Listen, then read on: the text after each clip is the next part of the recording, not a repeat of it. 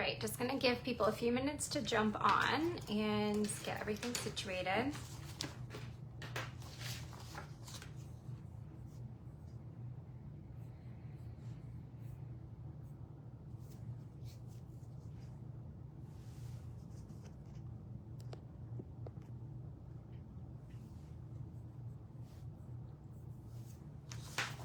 And I apologize that this has gotten moved around a couple of times today. I just had a few different things go on, so just getting a chance to do this now. So apologize for the time changes. Hi Sherry, I see that you have jumped on. If you don't mind, can you add something to the comments just so I can see if that is working?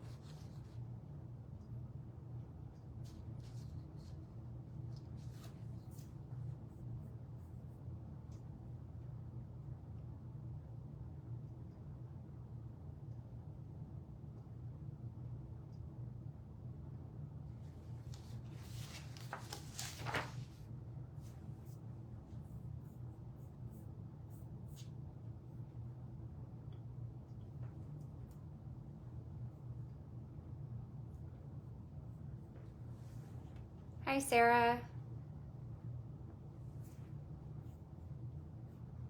Okay, so it doesn't look like I can see comments on my phone, but I can get them on my computer. So I'll just kind of check that periodically.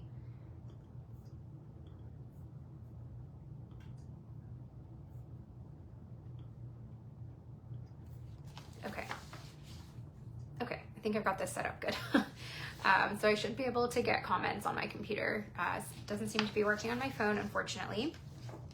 And again, sorry, this has been rescheduled a couple times today. I apologize. My day has gone sideways with work a couple of times. But today we are going to be talking about the zodiac signs. So just to start off, I'll talk about like what the signs are, and then we'll go into each of the signs. This is part of the astrology series, so there's other topics, we will cover in other videos. I've already covered in some videos. So just to start off, what are zodiac signs? So there's a total of 12 zodiac signs, and they are 30-degree sectors of the Earth's orbit around the sun. So it's basically like a band in the heavens, and each of the different signs represents like a piece of that band. So each of the signs is a period of year, and it's also a symbol. And they're represented, of course, by the constellation that is in that space. Thanks, Sherry. That's one of my favorites as well. I got it, I think, at Target last year, so it's a good one. So now just to go through all of them, I'll go ahead and start off with Aries. And Aries is represented by the ram. So it starts the zodiac new year at the spring equinox. It is a cardinal fire sign. And these are important to kind of make note of so that you have an idea of what type of energy is aligned. So cardinal is, what starts it off. Fixed is the most stable of that element. And then the last one is falling from my brain. Give me a second. Let me look through my notes. Can't tell, I'm a little tired today. Mutable. So mutable is when it is changeable, going through to the next one. So Aries is a cardinal fire sign. It starts off that new energy coming into the spring equinox. And it rules the first house. So I know we haven't talked about houses yet, so just keep this in mind for the future, but it is going to be the first house. And the houses go through with the signs kind of in order. And then in your own personal chart, it will of course be different. There's a life stage for each of the signs. And so if you think about from the beginning, Aries is going to be childhood. So being born, starting the year, the life stage is childhood. And historically, astrology, the zodiac signs really describe different parts of the body and a lot of different types of practice. I know especially with Druidism, and you work with herbs and plants, you think about what part of the body this is aligned to. And oftentimes this is linked with the zodiac. So a lot of, herbs could be aligned to like a certain sign, like Aries or Pisces, and it would actually work to treat those parts of the body a lot of time. So for Aries, the body part is the head and face, and also Aries tend to be prone to headaches and head injuries. And take those kind of like ailments with a grain of salt. We all have various signs in our chart. I'm sure we've all had headaches. It's not like only an Aries is going to get a headache, but there's kind of prone to these things. So you can see if that aligns to you or not, or if you have a lot of signs within that zodiac constellation in your chart, then you might have more tendency to get these ailments, or it might be a bigger part of your life. Like I said, we all get headaches, but are you somebody that gets frequent headaches? Do you have a lot of Aries? So those are just things to consider. The ruling planet of Aries is Mars, and of course he's the god of war. He influences tension, accidents as well. These things kind of like create a lot of animosity, things move forward, that war energy. And of course it rules over fire and danger. The tarot card that is associated with Aries is going to be the Emperor, and the metal is iron and gold.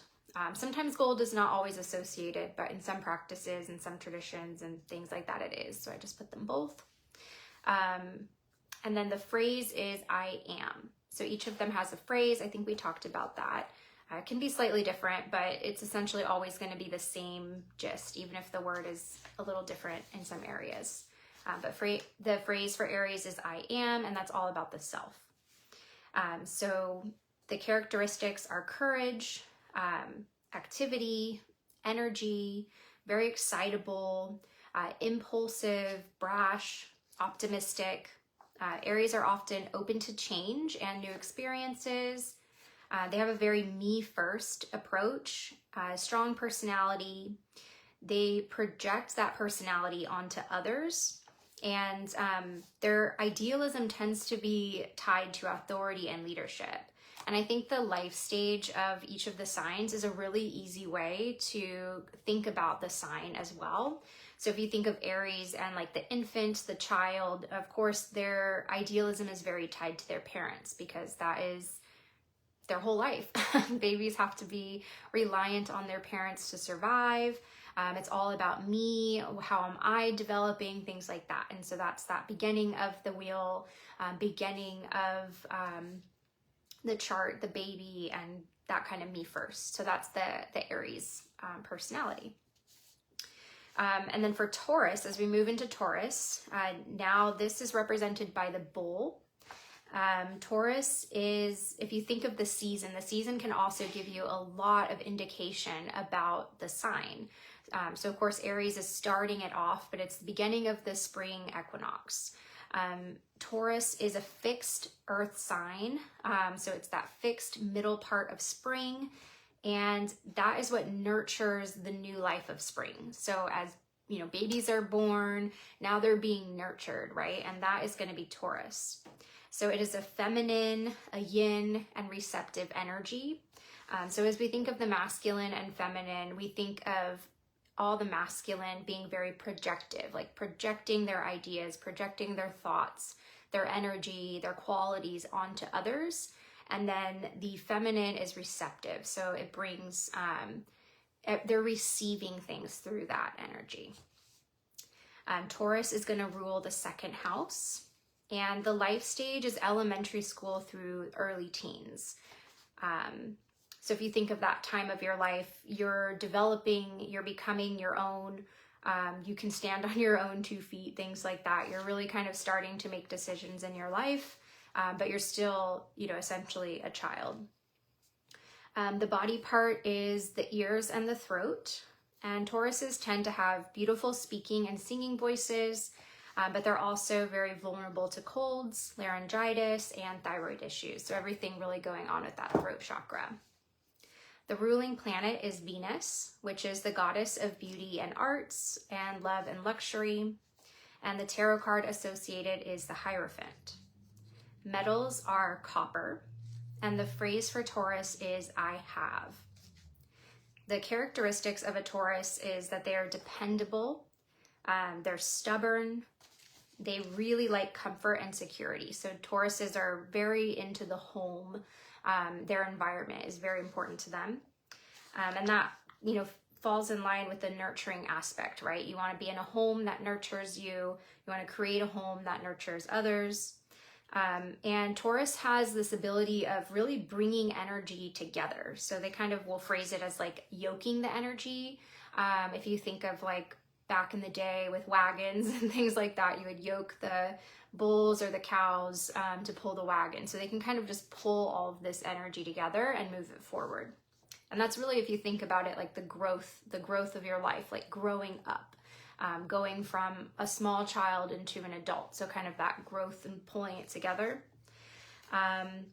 And one thing that's really interesting with Taurus as well is as the sign grows and develops, and you think of the energy of a Taurus, you know, they start off very bullish. They can be kind of aggressive, you know, just really pushing themselves forward, their ideals forward.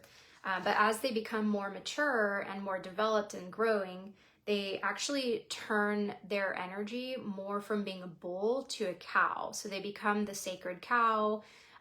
They are, you know, kind and loving, more docile. And that just kind of is part of the growth of the Taurus. They are master manifestors, and they really care about property and money and bringing all of that together. So I'm going to pause there and check for comments. Hi, Kelly. Hi, Carol. And if you have questions, just let me know. I do have them up on my computer, thankfully. Okay, so now we're going to move into Gemini. So Gemini is represented by the twins. And thinking about the season, right? We're moving now from spring to summer. So this is the vibrational energy that mutates the season from spring to summer. It is a mutable air sign. So it is, you know, a little bit softer, it's changeable, and of course it's air. It is a masculine, yang, or projective energy, and it rules the third house. So the life stage for a Gemini is going to be the teens to the young adult. So you really start making choices. You're making those conscious thoughts, right? Of what do I want in my life? Who am I going to be? A lot more than Taurus. Taurus is kind of like very early stages of that, but this is really like, okay, I have full range of making my choices. Not so much as like, you know, I am going to make little choices about what I want to wear to school or what I like. This is really about what am I going to do with my life? Where am I going to create my path? So the body part here is the hands, the arms, and lungs. And as we're in the air sign, you want to think about moving through air. So like our wings, if we were a bird, right? We could fly, we could swim, we're cutting through, well, that's water, but you're cutting through the energy. And then of course the lungs, breathing in. And those are all very dualistic, like the twins. We have 2 lungs, 2 arms, 2 hands, for almost all of us, but theoretically you would. And so the Geminis are prone to strains, sprains, and also bronchitis. So, you know, injuries through the arms and then the lungs. The ruling planet is Mercury, and that aligns a lot to the alchemy and the transmutations of the thoughts and air and all of that. And the tarot card aligned is the Lovers. I feel like that one surprises people sometimes, but it is the Lovers. And the metal is, of course, Mercury. Phrase is I think. So really starting to form those thoughts and ideals, really, you know, how you think, how you're going to become.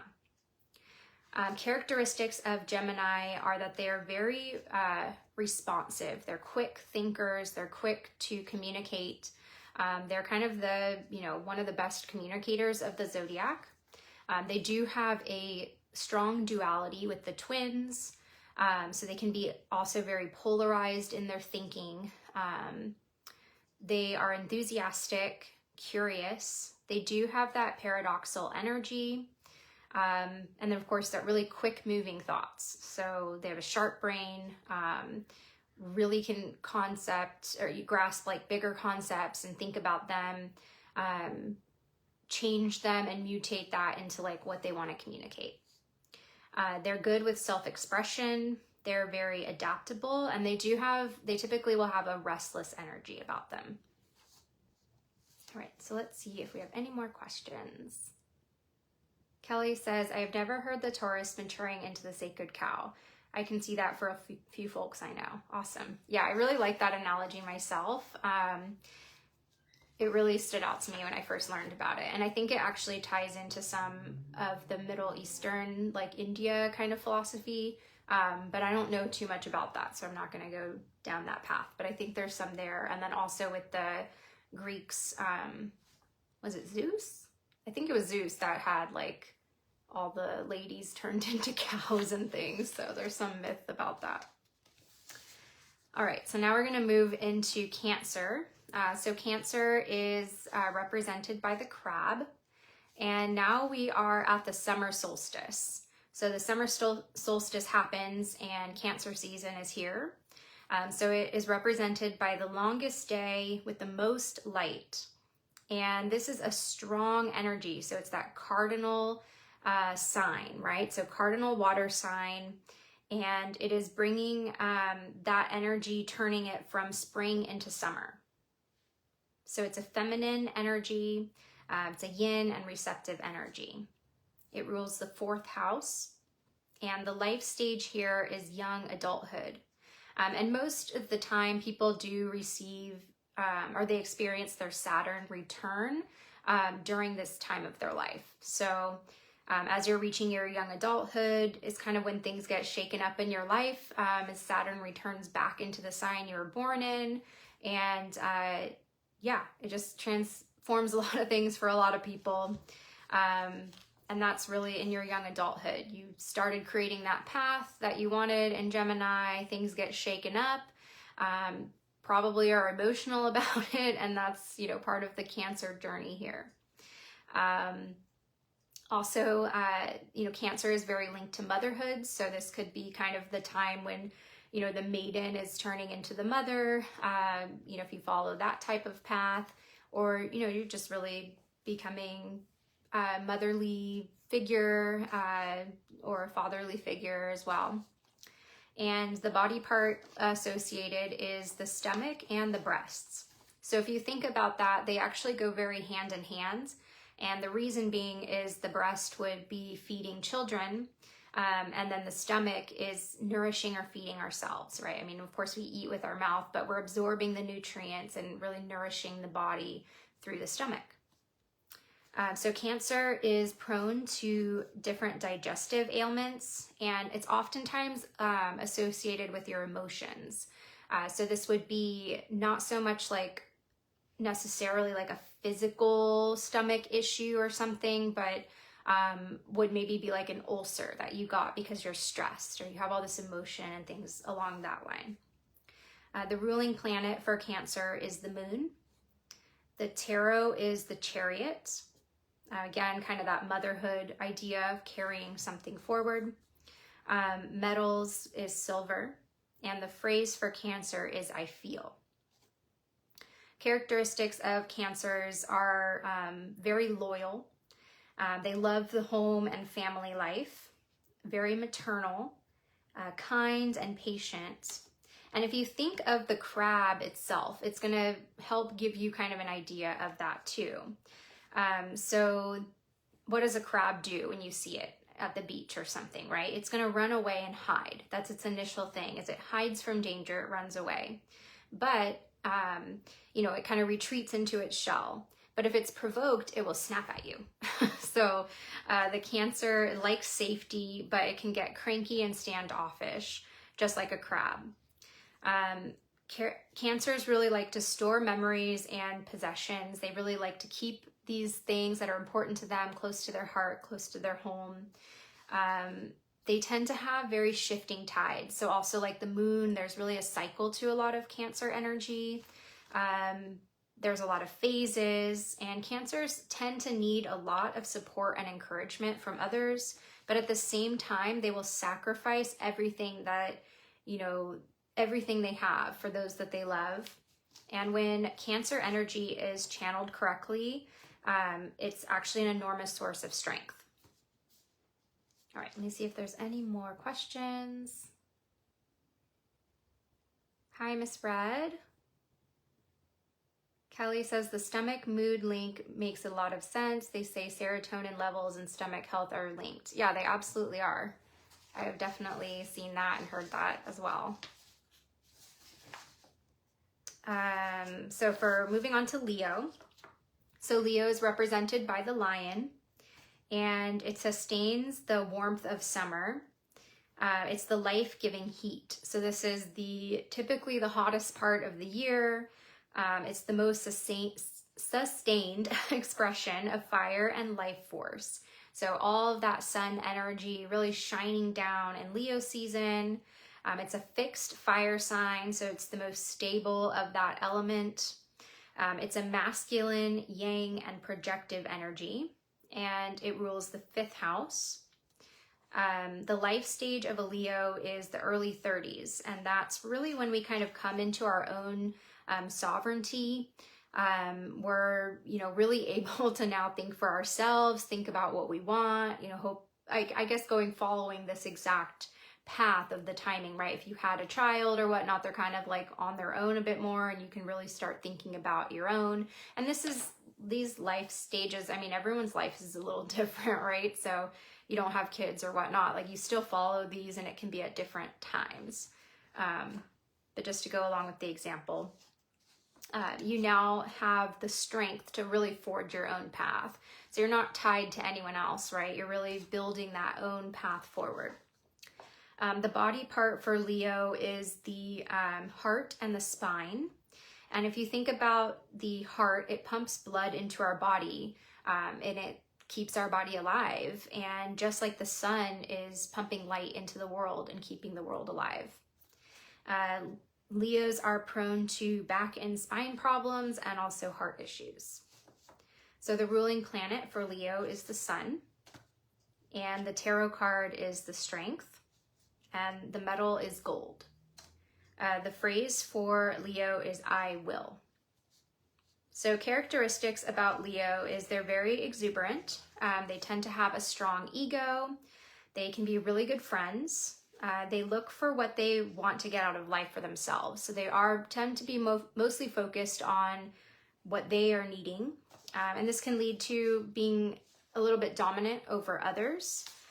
They tend to be devoted to themselves first and then to their kingdom. So if you think about a lion, right, they have their pride, everyone that's close to them. And so that's who the Leo's kingdom would be. So that could be their family, their community, their partner, like whatever that is for that individual.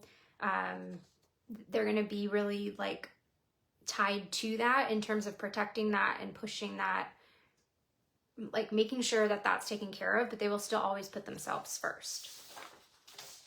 They tend to be natural entertainers. They do love attention. They can also be very dramatic, having a kind of a royal thought about themselves and projection on others. They're can be very obsessed about their public image. They're very generous, kind, and open-hearted. So now we are going to be moving on to Virgo. Actually, let me check comments. Kelly says she's a Leo sign with scoliosis. Bananas. Yeah, they actually a lot of times do align with a lot of things. Miss Red says there's 2 Leos in her house. Yeah, I've got a lot of Leos in my life too, so I definitely feel that probably in all the ways. So moving on to Virgo. Virgo is the virgin or the maiden. It's a changing energy from summer into fall. So if you think about, for a girl becoming kind of like a woman, moving into this new phase of life, it's also when energy is being pulled inward. So really looking at yourself, like going a little bit deeper. The leaves are starting to change. So these are all elements of Virgo season. It is a mutable earth sign, so it's very changing within the earth energy. It's a feminine, yin, receptive energy.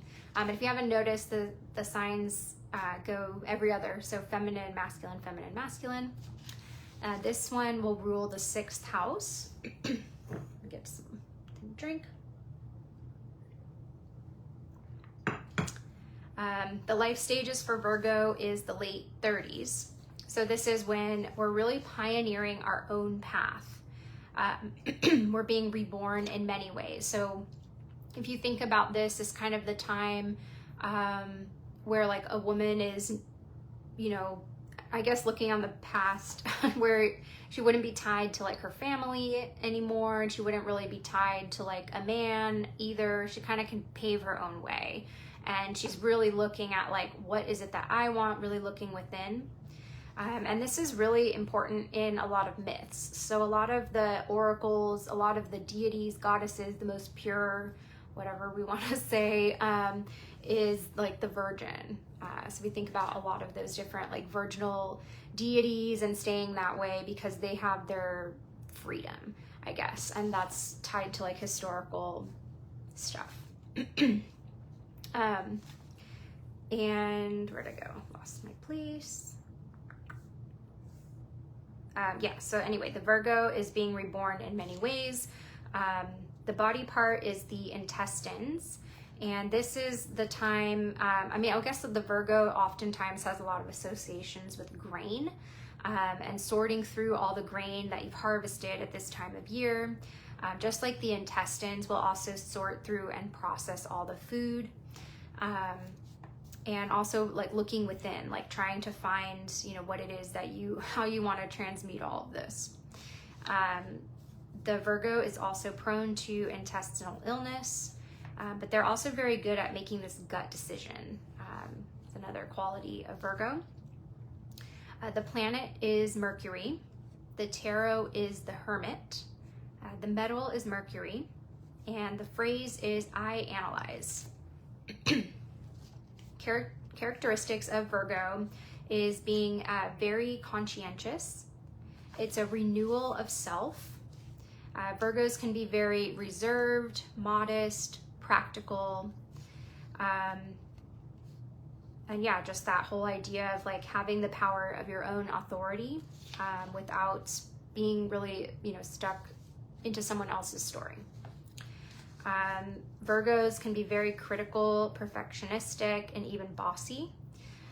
They do have some humor to them, but they, you know, really in between all of that, they're focused on working hard, having that purity.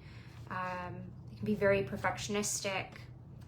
They are concerned about physical beauty and health, and tend to have a really laser-focused energy.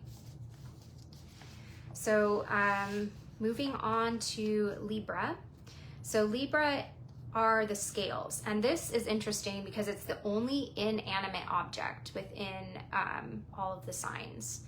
And by what I mean by that is it's not a person or an animal. So it's just scales.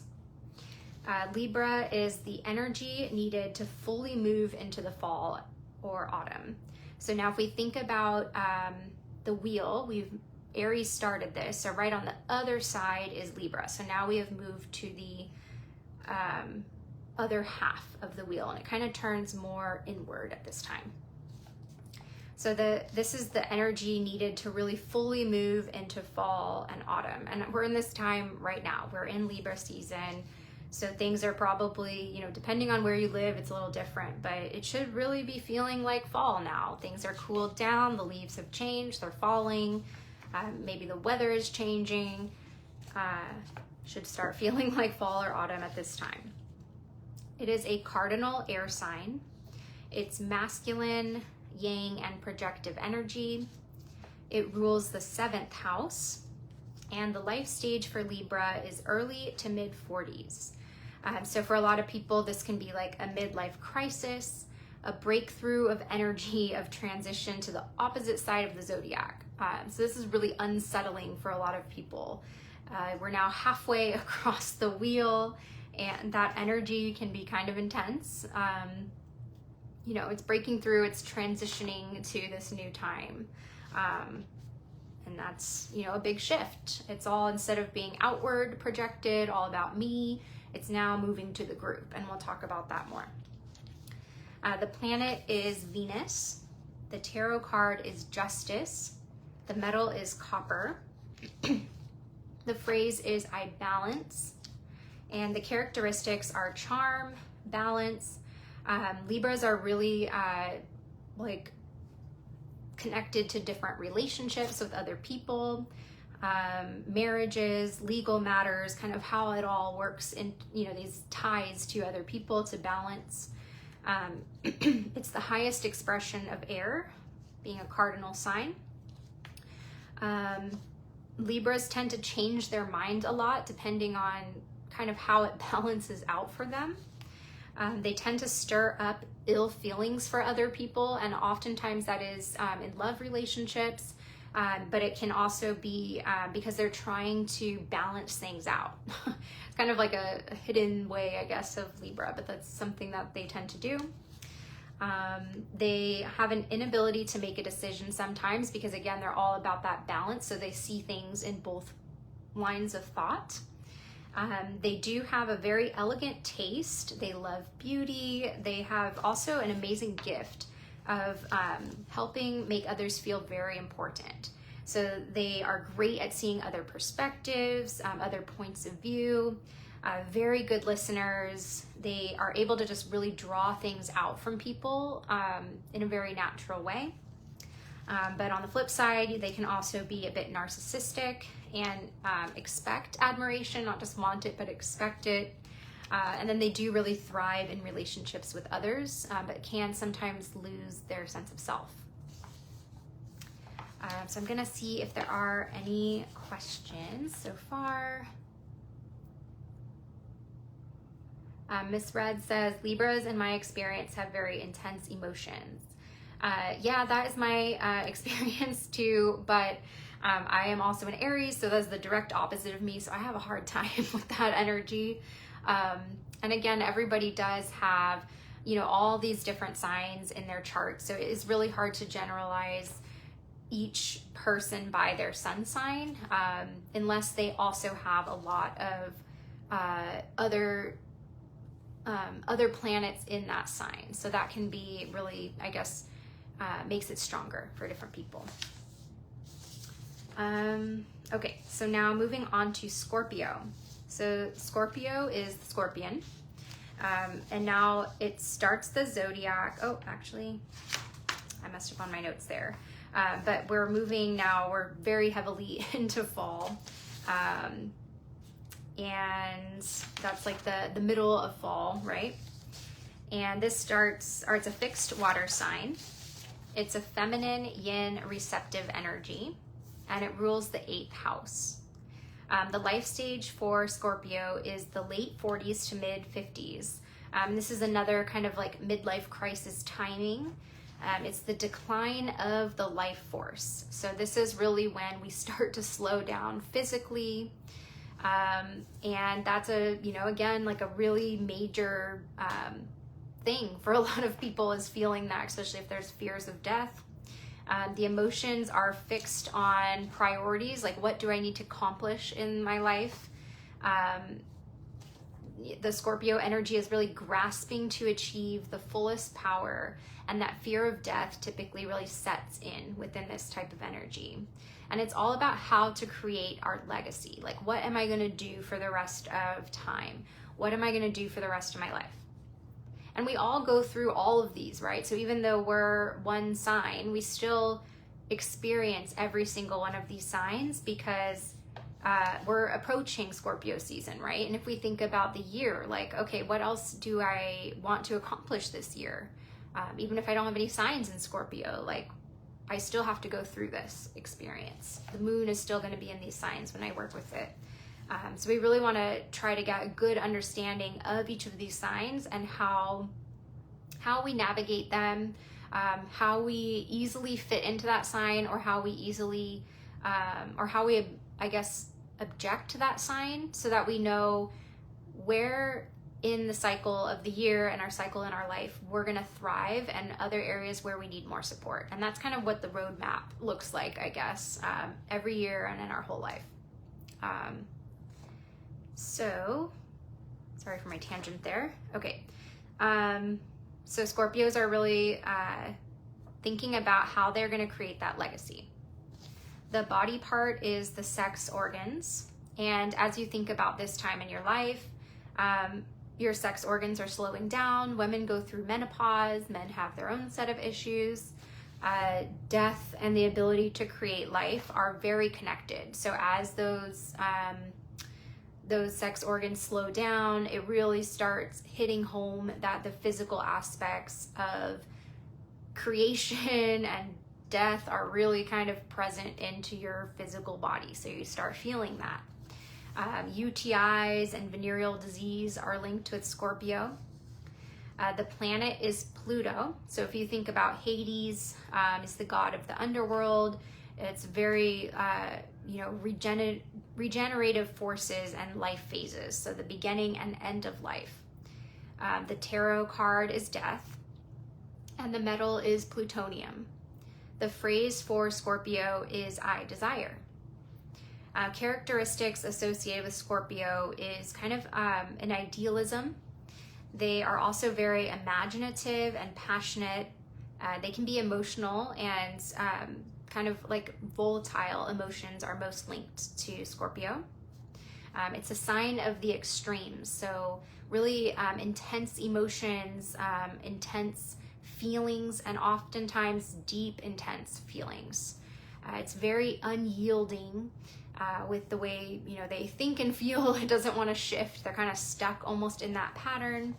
But at the same time, this gives a lot of sustained energy and stamina to really complete what needs to be completed. Scorpios are associated with taboos, and these things are very taboo in our culture, and maybe not most cultures, I don't know, throughout time, but at least in the present time and our culture here in the US, for those here or Western, cultures, death and sex are very taboo. The growth is aligned to the energy of the scorpion, really transmuting its own poison. And this is a really cool part about Scorpio, I think, is that if you think of the Scorpio, it has the stinger, and it's very poisonous, it's very dangerous. And if you're stuck in this kind of dark part of your life, you will get out of it. We're going to move out of Scorpio into Sagittarius. And part of the journey for a Scorpio is to really address this poison in their own energy, I guess, and then transmute that into a bird. And that is, you'll see this in the tarot and things like that as well, where you see birds kind of in the place for Scorpio, an eagle. And yeah, it's really taking that energy and being able to fly out of it like an eagle or a bird, and coming into that new space, not getting stuck there. So that once a Scorpio can do that, they're extremely powerful. It's a sign aligned to inheritances and legacy, and really creating purpose and destiny. Scorpios can also be secretive, jealous.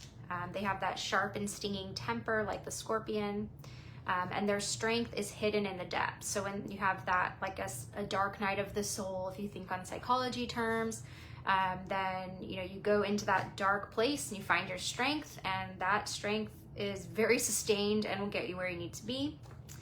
A lot of contradictions within this sign appear. So Scorpio is known for bringing out the best and the worst of humans. So if you are a Scorpio, or you know Scorpios in your life, or you have a lot of Scorpio placements, then you want to think about how you're acting as the best and the worst.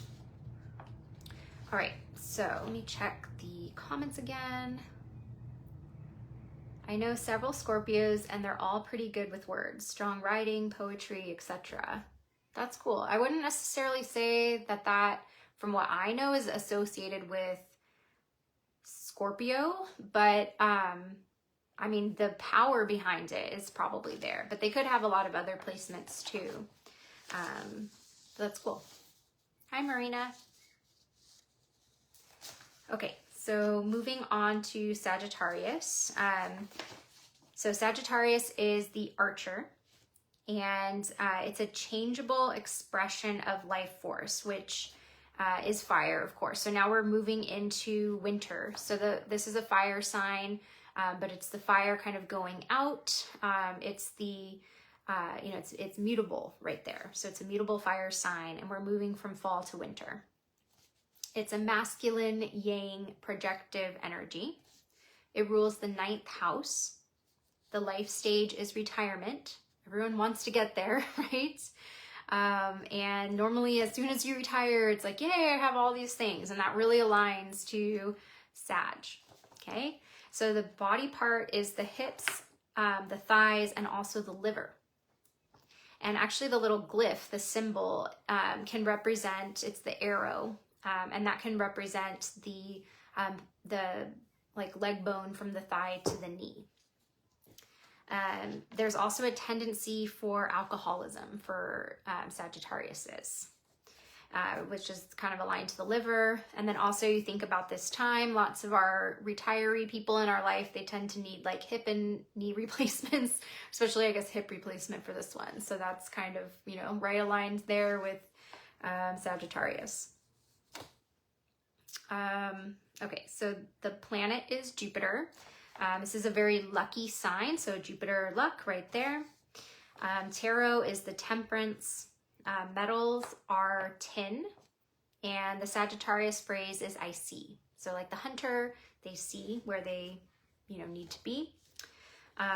Characteristics are they're very optimistic, energetic, ambitious. They're also very generous to other people, really wanting to give to others, provide for others, going on the hunt to get something to bring back. They're very freedom-loving people, or the energy aligned to that is very freedom-loving. Sagittariuses love a challenge. They are very open to new ideas. They also really enjoy higher learning, different philosophies, learning about new philosophies. And this is really the time where we're moving away from our earthly problems, all about us. We're really moving into like what is going on with the greater collective. Sagittarius is really interested in higher ideals. They're kind of a visionary of where they want to go. They see where they want to go. They really start plotting it out, but they don't like taking anything too seriously. They sort of like see where they want to go, but they don't necessarily get there. And that's aligned to this time of life and all of that as well. They're overall very lucky, and that aligns also to that Temperance tarot card, the Jupiter. They tend to just always be in the right place at the right time. They can also feel like the grass is greener on the other side. So even though they are getting lucky, they feel like they could be luckier. There's always something better. The Sagittarius is kind of on a quest to search for wisdom, looking for, you know, those new ideas. But they also have a hard time connecting to their emotions. They don't like to be tied down, and they can be blunt, but overall, like they're not being blunt to be putting you down. They really want to be blunt to get you where you need to be. They tend to be known as the most likable sign. You know, that's just by the book. But they tend to be a very likable sign in the Zodiac. And they sit in between, kind of the placement I think is really important in that ideology too, because they're in between Scorpio and Capricorn, which can be pretty challenging signs in some ways, right? So Scorpio is aligned to death, and then Capricorn is aligned to the devil for the tarot, and then we have Sagittarius in between those, just really trying to kind of bring some humor and fun into that. So if you look at that life cycle, that's part of where these types of things where they say like they're the most likable, things like that, humorous, it all ties into the full placement. Okay, so as we move to Capricorn, this is the water goat, or sometimes also just known as the goat, but it is drawn out as a water goat. This is the winter solstice, so now it is the darkest day, but it also is the return of the light. So now the light is coming back in, lots of holidays here like Christmas, things like that. You know, everything, of course, tied into Yule. But really, yeah, that winter solstice energy, it is a feminine, yin, and receptive energy. I think a lot of people get switched on that one, but it is a feminine sign. and it rules the 10th house. The life stage is old age. It's really about, you know, delayed gratifications. You're willing to wait for it. All this work you've put in, you're going to wait for the right time and place. And as we're aging, you know, we're kind of getting a bit of a colder existence. Older people tend to be colder. That's just a thing. And we sort of lose that life force within our body. The body part aligned to Capricorn is our knees, our skeleton, and our teeth. So if you think about all of those things, they give structure and form to the body. The knees also accelerate movement. So that's that moving forward. I'm willing to wait for all these things to play out with Capricorn. They tend to, of course, you know, have orthopedic issues, stiff joints, arthritis. It's a little different than the Leo structure. This is, you know, more structure versus the pumping the life force through the body. The planet is Saturn, and the tarot card is the devil.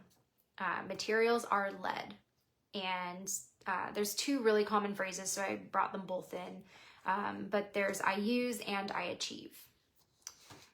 The characteristics of Capricorn is they're very steady, very ambitious. They're very hardworking. They're kind of like the business-minded ones of the Zodiac. Very prudent, patient. They're cunning. They have great wit.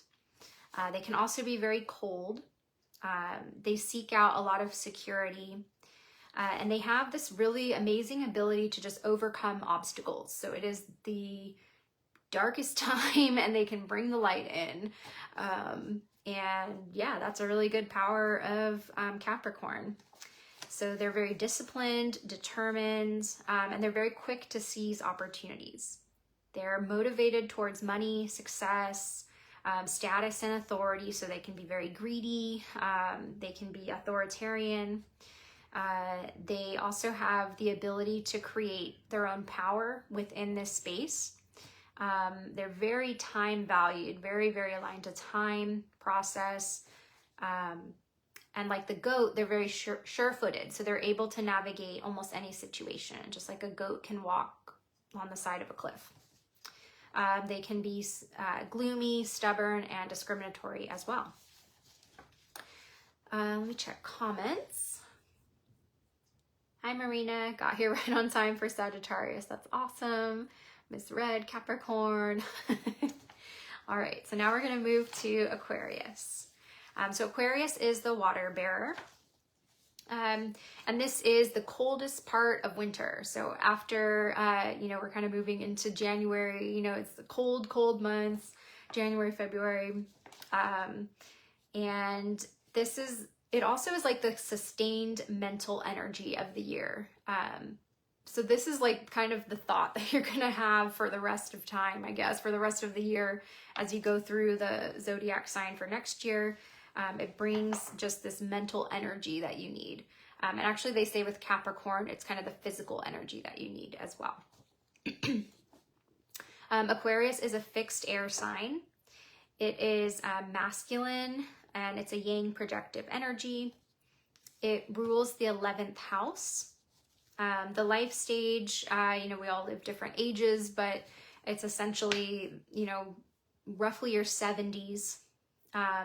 And this is a big shift in your life. So you are no longer driven by your individual qualities. What you need is not important anymore. And you're now focused on the group. And that is because at this point in your life, you need others to survive. You probably would be in like a nursing home or your family would be caring for you. You need help. You know, you're not really able to do it all on your own anymore. And so this changes how you think. And this is the way that Aquarius energy manifests, right? So the body part here is the calves and the ankles. So ankle sprains, things like that. So it really kind of can be a downfall. Your gait, your movement is affected, the way things move with Aquarius. The planet is Uranus. The tarot card is the star. Metal is uranium. And Aquarius's phrase is I know. So the characteristics of an Aquarius is they're very idealistic. They're the humanitarians of the zodiac. They're friendly, they're visionary. They are very unconventional in a lot of the ways that they think. Their hopes and dreams tend to be very progressive, forward-thinking. Aquarius is what moves us into the future. It's a new way, right? And if you think about the water bearer himself, right? He is carrying the water. So he has all of the emotions, he's holding everything, and but he's not consumed by them. He's not letting those things affect him at all. He's really just able to, you know, pour it out. And that is also really symbolic with the Star Tarot card, right? She's got one foot in the water. She's got the same water bearer thing. She's pouring it out. The meaning of that is helping you get what you want. So this is like helping humanity get what they need. They're also thought of as like weirdos a lot of times because they're just well ahead of their time in thinking.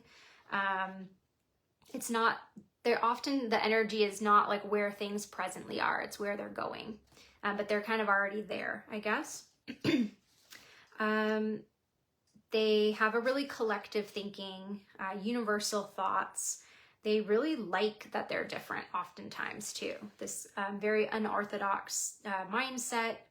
And at the same time, they're very fixed and rigid in their opinions. They often ignore what others think because they're pretty grounded and rooted that they know what it should be. And oftentimes it goes that way, but that's just, you know, the Aquarian way. They live in their mind. They can be very judgy if you don't align to the way that they're thinking. They have a hard time getting involved in deep relationships because they're not very empathetic. They are empathetic in the collective, but they're not empathetic in that individual struggle. They tend to be a little more surface level with each person, but deep into the collective. They're independent, idealist, can also be argumentative, but they tend to be like, you know, inventors and innovators, often artists as well, for Aquarius. All right, so we are moving into our last one, which is Pisces. Kelly says your cat may be an Aquarius, that face. She is really weird. She's super weird, Miss Winnie back here. So I think she probably is. All right, so moving into Pisces, the sign is the fish. This is now the end of the zodiac year. So this is a mutable water sign, and we have to be flexible and letting that water transmute and change. This is when winter is coming back into spring. It's when the year is reincarnating into a new year. We're at, you know, the life stage is at the end. Everything is really transforming. So this is a mutable water sign. Pisces is that feminine, yin, receptive energy again. And this is going to rule the 12th house, the final house. The life stage is the end of life to death, when we die. And for Pisces, you know, thinking about that stage, there's really nothing left to lose because you're going to die. Like, we're all going to die. That's how it goes. The greatest offering that a Pisces can now give is emotional support and understanding. They are very wise, right? They have this life, they've gained everything, they've done everything. They're really looking back at this point. The body part is the feet. And if you think about this, well, part of the part about the mutable water here is think about the element of water. It transmutes easily from, you know, being a solid, a liquid, and an air or gas. All of these things happen with water all the time. Like, we see this every day. And that is really important with this mutable water sign. With the feet as well. So that is what carries us forward, and it moves everything in the body because we're walking. but also in a lot of Eastern medical traditions, you know, they use the feet to pinpoint all the different parts of the body and work with it. So there's a lot of, you know, additional meaning there. Pisces can, you know, obviously have issues with the feet, but also there's a high susceptibility to addictions, because that does affect everything, all the energy, all the flow as well. It kind of just stops you right on your feet if you've got an issue like that. The planet associated is Neptune. The tarot card is the moon, and the metal is platinum. The phrase for Pisces is I believe. Characteristics are they're very compassionate, very empathetic. They are also extremely intuitive. They have this mystical spiritualness to them, often very dreamy. And a part of that is that element of death, right? Is that moving into that, you know, astral place, or that, you know, moving into the unseen, the void, kind of crossing that element because they're at the end of their life. They're moving into that. They're kind of already starting to go into that space. And that's really the connection there. They're very adaptable at the same time. You know, they can alter their way of being because of, like I said, with the way water transmutes from liquid, solid to gas. Fish are also cold-blooded, so they cannot regulate, just like an old person cannot do anything. They can't regulate themselves. Or I shouldn't say old. I mean, sometimes people might be, you know, we're using this example, but people can die young and all these different things, but this phase of their life, they're completely reliant on others and their environment. So if they don't have anyone, they're just gonna die.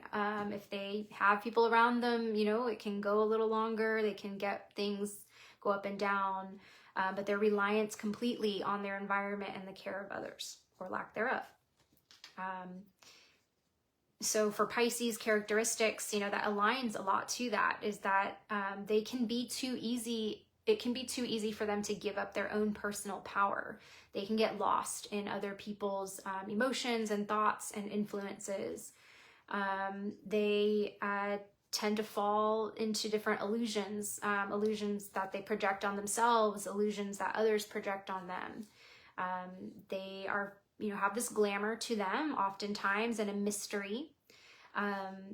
Deception falls a lot with Pisces as well. But they do have these really hidden depths, and that's the depths of the water. The shifting emotional currents that happen as the water changes temperature, as it changes shape. And Pisces, and think of the glyph as well. It's two fish, so it's the dualities of those fish. There's conflicting desires and directions, you know, living versus dying. Like, you want to live, but you want to die, right? Like at this time, because you know death is inevitable. You want to stay and be with the people you love, but you want to die and release the pain. So there's a lot of this really, you know, heavy emotions that happen at this time. You know, there's a lot of elements with eternity and reincarnation, rebirth. Pisces tend to be known as the old souls. So they just have this really deep link to the spirit world. They take other people's problems on as their own. They can struggle saying no. And they oftentimes are the creator of their own downfall. So that is all that I have. One other thing that I do want to just kind of talk about within these is the ages. So we have, of course, the approximate month that we have each year. But then we also have these ages through time. So I'm sure you all hear about how we are, depending on what belief you want, or what time frame, I should say, you want to look into, is that we're moving from the Pisces age to the Aquarian age. So the age actually goes backwards. You know, take all this for what you want, but I think it's really interesting as we look at history, and I guess just more like recent history. I'm not going to go like forever back into history because I don't know it offhand. But if you think right now we're in the Pisces age. So, you know, we're focused right now on if we think about the word Pisces, let me grab my notes here. Pisces is all about I believe. And so you think about just this energy of like, what do I believe in? Where do my beliefs take me? A lot of people are really focused on this right now. Just look at the political climate, look at people, look at yourself, like all these things that you really believe. As we move into Aquarius, we move into the key phrase of I know. And this is really interesting because there's now this this movement and change. There's a lot of different astrologers and people that believe it already happened or it's about to happen. And in the greater scheme of the whole world, like it's, you know, a few hundred years or whatnot is sort of a small amount of time. But as we're shifting, whichever way you want to see it, as we're shifting on these ages, it's really hard for people to like change into this new time. So people are really hanging on to their belief system. Like they are just stuck and hanging on to it, whether that's your belief about how you are, how your society is, how your partner is, how your family is, how whatever it is. You just have these beliefs and you don't want to change your beliefs. Like people are holding on to that. As we move into the Aquarian age, it is all about I know. So I know this is now the reality. We're moving into this new space. Like now it's just going to be a knowing. And so it's really hard to have that shift. So this will probably be going on for like the rest of our lives. But this is like the time in the ages that we're in, that we were all in and will still probably be in, you know, another life. I don't know how long it takes, but that's kind of the energy that we sit in. And as we look in history, as I said, it goes backwards. So you look at before Pisces was the time of Aries.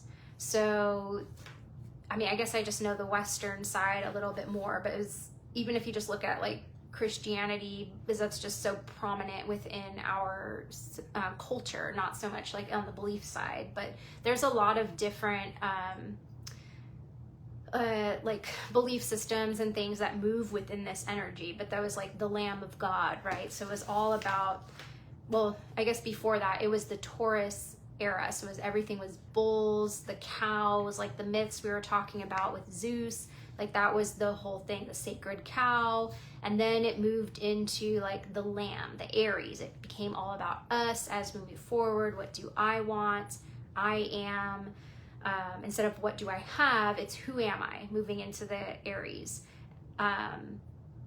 You know, instead of the bull, it then moved into like the lamb. And then it moved in from Aries into Pisces, which is what we're at the tail end of now. And that was into the beliefs. And even like, again, the fish, right? The Christian fish. I just know that side because that's my background. But those are the things that come out in society. And I think most cultures have these elements in that. It's not just, you know, the Western Christianity types of things. It's all of these different groups. And I'd encourage you to look that up because I think it's so interesting. And as we're shifting these phases from, you know, Pisces into Aquarius, like really looking at how you can find good stability within yourself from believing and knowing, because that's going to help you within this era that we're in with our whole life. And then of course, you know, each season looking at how you fit in. So right now we're in Libra, right? So let me find the key phrases for that. Okay, so Libra is all about balance. So we're kind of right in the middle of Libra season. So you really want to be thinking about balancing all these things. Like if you think back to school, I know affects a lot of people. So you're finding that balance, you're getting everything ready. You're kind of getting into the swing of things, really finding good balance within yourself, getting ready for winter. And then thinking about what you desire in Scorpio season. What is it that you want? What are you going to create for the rest of your time this year, for the rest of that season? really working with your energy through these different signs each year is going to be really helpful. And as you look at your chart, and we'll get into more chart reading a little later, we're going to go through the houses next, and then we'll really start kind of diving into the chart a bit more. But once you have a better understanding of your chart, you can see how all of these things interconnect for you personally. But even where we're at now, you should know your big three, right? And we've gone through the big three. So if you look at your big three within each of these different seasons, you will be able to kind of see like, okay, this is a easy area for me to be in, or this is a difficult area for me to be in. You should already start getting some of that together. All right, let me see if there's any questions. Kelly says, how long do these ages last? That's a great question. I do not know offhand, but I think it's like thousands of years. Let me see if I can just Google that.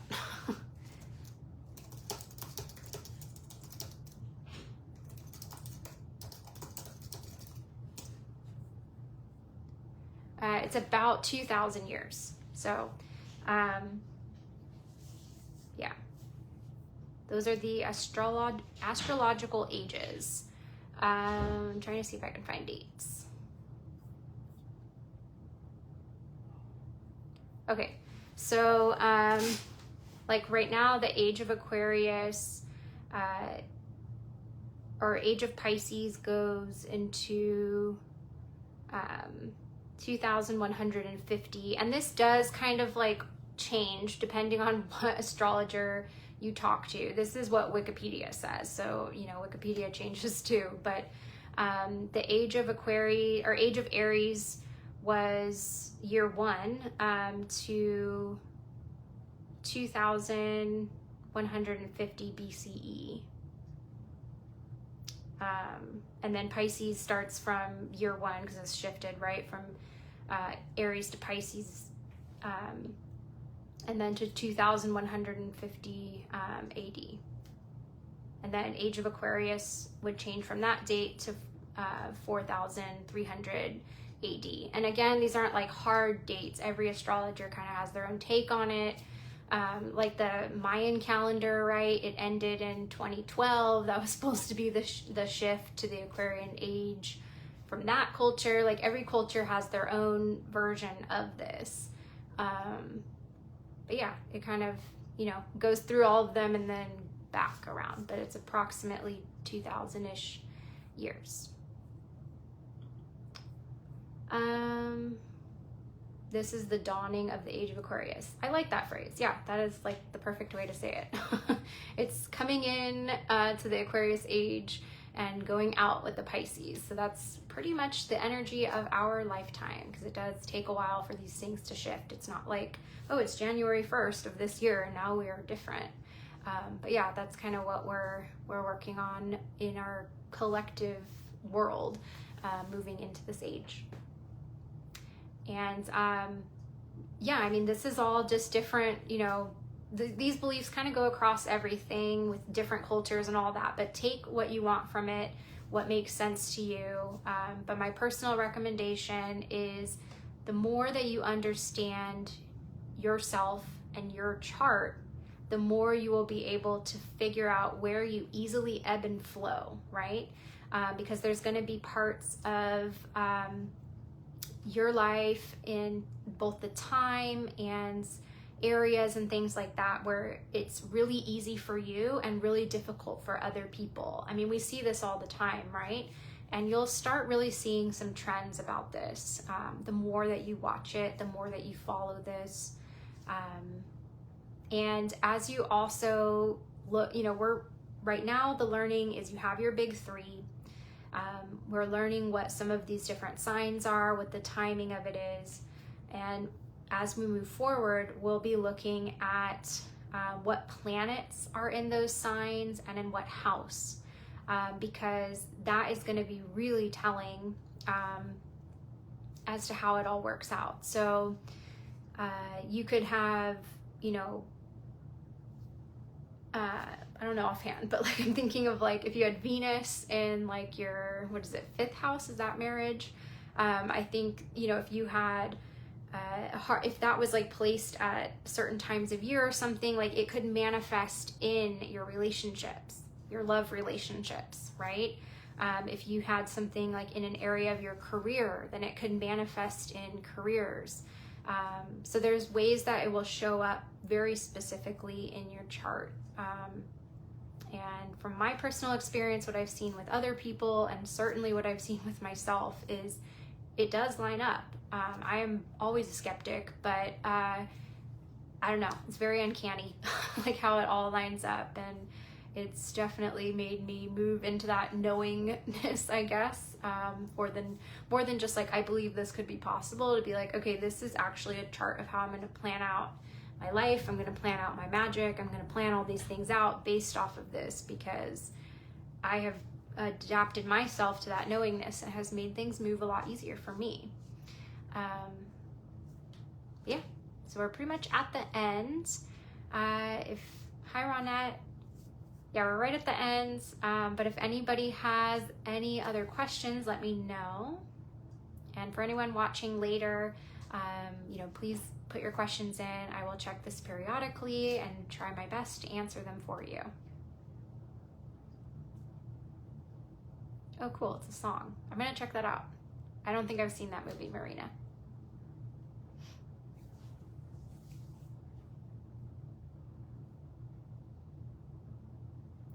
All right, well, I am gonna head out. Thank you so much for your time, and I hope this was a good video for you and that you learned some stuff.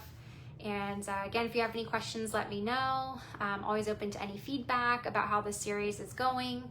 If there's anything that you are stuck on so far, right? We haven't gotten all the way, but if you're feeling lost or you're feeling stuck, don't hesitate to send me a message or put it on the group. And I, you know, will definitely do my best to try to get you caught up.